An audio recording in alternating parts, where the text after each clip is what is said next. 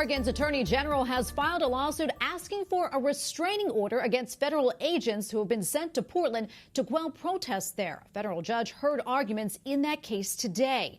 The suit alleges federal agents sent by President Donald Trump have arrested people with no probable cause, whisked protesters away in unmarked cars, and used excessive force.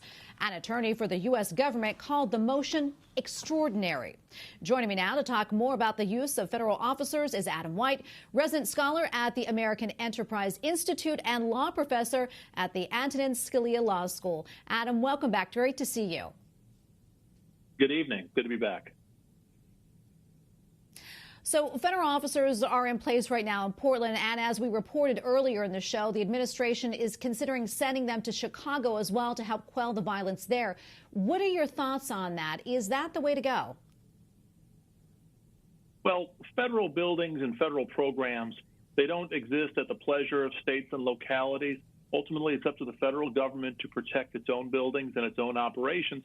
And so I don't fault the Trump administration for reallocating resources in the middle of protests and violent activity to protect federal resources. At the same time, I think it's incumbent upon the administration to be as transparent as possible about who's going there, what legal authority they're going there under, and what precisely they're doing in service of their mission. Portland's mayor says the presence of federal troops is escalating the violence there. What do you think about that?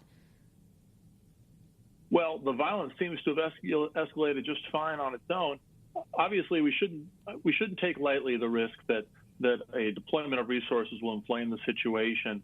But ultimately, I think that as long as the Trump administration can do this in a restrained way that makes clear what its mission is and what it's trying to protect, and makes clear the threat that they're facing, I don't blame them for going. But of course, in the current times with inflamed sentiments on all sides, I think it really is incumbent upon the administration to be as transparent as possible here.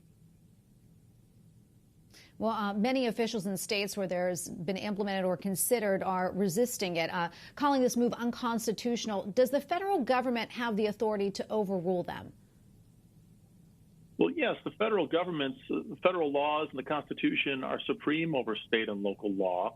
There is no all-purpose federal police force. Federal police forces such as Customs and Border Patrol and ATF and others, the U.S. Marshals, they have to conduct their work according to missions that are prescribed under federal law.